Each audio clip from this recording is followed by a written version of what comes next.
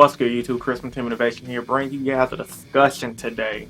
And if you guys are wondering why I got this goofy ass hat on in my video, well, I sleep in a basement and it's really cold down here. So, without further ado, let's begin. Today's discussion will be about the importance of mass destruction cards in this format, or at least why I believe mass destruction cards are really important.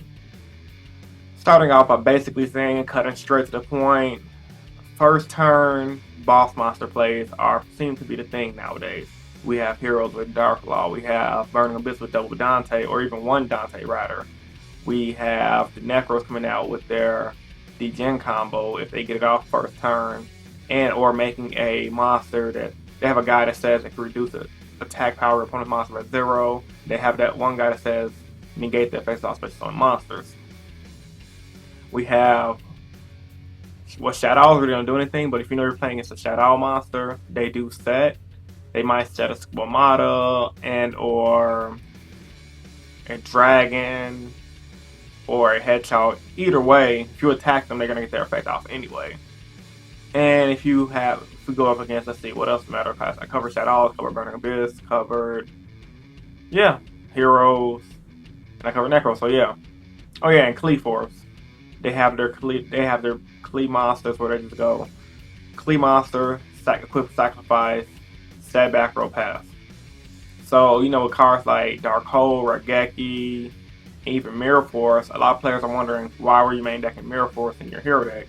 Well, outside of the fact that, you know, Mirror Force plus Dark-Hole equals banish your opponent's entire field, the game right now seems like it's based on OTKing, so I feel like Mirror Force is good enough to counter OTK. It punishes your opponent for committing to the board, and it protects you against a big onslaught of monsters. For example, at the regionals I went to this past Sunday, I had an epic Satella Knight match round 1. And what I mean epic.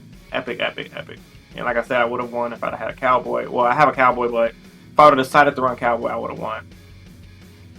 But I was keeping the momentum because of Mirror Force. Even without Dark Law, it was just my opponent was spamming out the field. He was trying to get those quick attacks in after he summons the monster out, after he used the Altair's effect. I'm like, Mirror Force. He's like, crap. I set my second Mirror Force past turn. He in phase call, Altier, the Neb, do all the fancy combos. And then on his turn, go Altier again, try to push in for more heavy damage. Guess what? Another Mirror Force. The same thing can be applied for Cleaforce when they go Pendulum Summon, try to go for the OTK, and or Tribute for this. Summon 2 monsters from the deck, and if they don't, they use that one guy's effect of bouncing backwards to the hand. If they don't hit your Mirror Force, and guess what? All their monsters are going to get Mirror Force back to the deck, saving yourself from the OTK. And then, not to mention, if your opponent just deal a bunch of damage to you, and they have a field full of monsters like Cleaves do all the time, like Satella Knights do all the time, Shadows is really not there. They don't really do this like that because Shadows more control the deck, but then again, Shadows falling out of favor, and like Necros will do. You will have cards like your Mirror Force to back you up, your Dark-Hole, and your Raigeki. Now let's talk about one of my main points also, like I stated in the beginning of the video, the first turn boss monster plays. Dark-Hole, Raigeki is always good first turn. Getting rid of Dark Law is really important for heroes. It's really important in beating heroes. If your opponent goes double Dante, if you're playing against a Burning Abyss player, my testing has showed me Dark-Hole and double Dante is really good. Like, yeah, they might get up their Dante's effect and recover back their hand, but guess what? You don't have to worry. What's worse? You getting rid of the double Dante and letting them get back some of their cards to their hand, and or you setting cards and passing your turn, and then resolving most of their Dante's effects. And if they do that, that's pretty much GG no re. So I just feel like, honestly, and obviously the Necros things, like they have their lockout monsters with the degen, so I just feel like, honestly, cards like Double Dark-Hole and Raigeki should be a thing for everyone's deck, due to the fact that your opponent will always omit something important to the board first turn. Well, a good amount of the time, especially with consistency of these decks. And if you don't have a way to counteract them, you're pretty much going to lose. Like, I saw OCG players, some of them with main decking smashing rounds, mainly in heroes.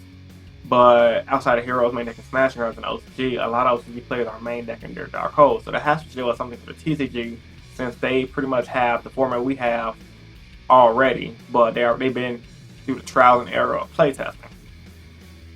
So yeah, to sum up the entire video for this discussion, mass destruction cards are good because, for one, OTK format is a thing, and everyone's trying to spam out the field, and sometimes people do miscalculate, so if they miscalculate, you can guarantee catch them off guard with the dark hole, wiping their field and try to come back. And these mass remove cards help you keep their momentum. So, hope all that made sense to you guys. I'm a little tired, so hope everything came out perfectly and as good as it sounds to me speaking out of my mouth. So, with all that being said, I hope you guys enjoyed today's discussion. If you did, give it a big thumbs up to show your support. As always, comment down in the comment section below what are you guys' thoughts on today's discussion at hand. And of course, I do these videos because I truly believe in helping you guys become better players. And I truly believe in you guys helping me become better players. This was Chris from Team Innovation. Rate, comment, and subscribe. And please hit that share button to get my channel word out. To get my channel message going. And I'm out. Deuces. Have a good day. Bang.